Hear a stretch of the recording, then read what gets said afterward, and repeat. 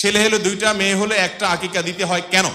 আকিকা সপ্তম দিনে দেওয়া সুন্নত, 7 দিন পরে না, সপ্তম দিনে। সপ্তম দিন মানে হলো যেই বারে সন্তান জন্মগ্রহণ করবে, শিশুর জন্ম হবে, ওই বারটা হবে প্রথম, এরপরে দ্বিতীয়, তৃতীয়, চতুর্থ, এভাবে করতে করতে সপ্তম দিনে আকিকা দেওয়া সুন্নত। এটা হিসেব করার একটা সহজ বুদ্ধি হলো, ধরুন সন্তান রবিবারে জন্ম নিয়েছে, হিজরি বর্ষের রাত আগে আসে, শনিবার দিবাগত রাত আসে, এটা রবিবার ধরা হবে, বা রবিবার দিনে জন্মগ্রহণ করেছে। যেই বারে জন্মগ্রহণ করবে পরবর্তী সপ্তাহের আগের বারটা হবে আকিকার দিন। রবিবারে জন্মগ্রহণ করলে পরের শনিবার হবে আকিকার দিন, শনিবারে জন্মগ্রহণ করলে পরের শুক্রবার হবে আকিকার দিন, শুক্রবারে জন্মগ্রহণ করলে পরের বৃহস্পতিবার হবে আকিকার দিন। ওটা হলো সপ্তম দিন, ওই দিনটাতে আকিকা করা সুন্নত।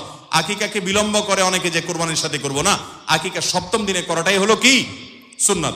14তম 21তম দিনে করার কথা হাদিসে আসছে। এখন কথা হলো, আকিকা ছেলেদের বেলায় 2টা, মেয়েদের বেলায় একটাই, বৈষম্য কেন? এখানে নারীবাদী এসে হাজির, ঠিক না বে ঠিক? যে মেয়েদের বেলায় একটা আকিকা কেন? দেখুন, আকিকার একটা অন্যতম উদ্দেশ্য হলো, এটা মানুষের সুস্থতার জন্য ইন্স্যুরেন্সের মতো।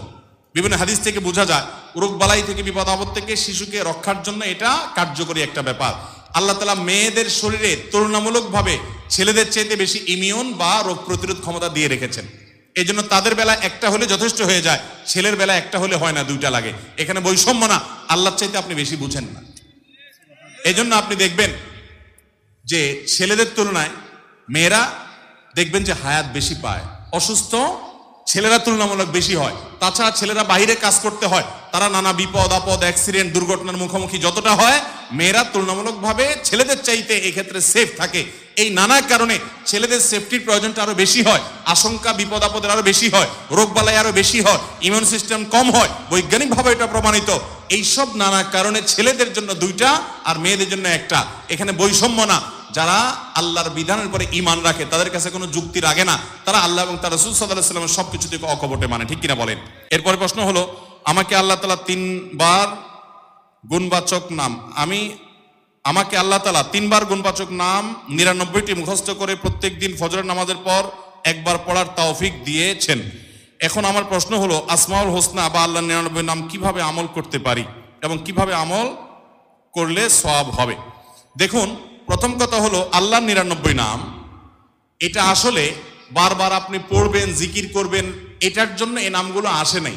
আল্লাহর 99টি গুণবাচক নাম মুখস্থ করার ফজিলত আছে, এবং যে মুখস্থ করবে, এর অর্থ বুঝবে, এর প্রতি সে ঈমান আনয়ন করবে, সে জান্নাতে দাখিল হবে, ফজিলত আছে।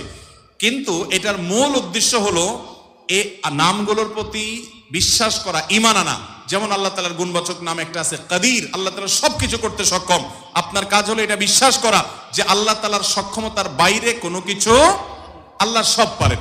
আল্লাহ তাআলার গুণবাচক নামের ভিতরে একটা হলো সামিয়া, তিনি সবকিছু শুনেন। আপনার দায়িত্ব হলো এটা বিশ্বাস করা যে আমার রব সবকিছু, তার কাছে কিছু লুকানো যায়। তিনি বাসীর, সবকিছু দেখেন, তার কাছে কিছু লুকানো যায় না। তিনি আলিম, সবকিছু জানেন, কোনো কিছু তার অজানা না।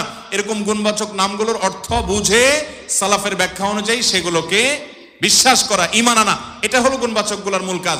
এর পাশাপাশি মুখস্থ করলে তার ফজিলত হাদিসে আছে। কিন্তু আমাদের দেশে অনেকে দেখা যায় অমুক নাম এতবার পড়লে অমুক লাভ হয়, এটা তাজরিবা দ্বারা এটা আমল হিসাবে কেউ করতে পারেন, কোনো অসুবিধা নেই। কিন্তু এটাকেই আল্লাহর গুণবাচক নামের মূল বানিয়ে নিয়েছে। যেমন প্রশ্নকর্তার প্রশ্ন দেখে বোঝা গেল এটা ভুল। যেমন আল্লাহ তাআলার গুণবাচক নামের ভিতরে অনেকগুলো নাম আছে, যে নামগুলো পড়লে, বারবার পড়লে আল্লাহ রাব্বুল আলামিনের ওই গুণের প্রভাবে আপনি উপকৃত হবেন, সেটা আপনি পড়তে পারেন, কোনো অসুবিধা নেই, আমলগুলো করেন, কোনো সমস্যা নেই। তো মূল কাজ হলো আল্লাহর গুণবাচক নামের অর্থগুলো জেনে সেটার উপর ঈমান আনয়ন করা।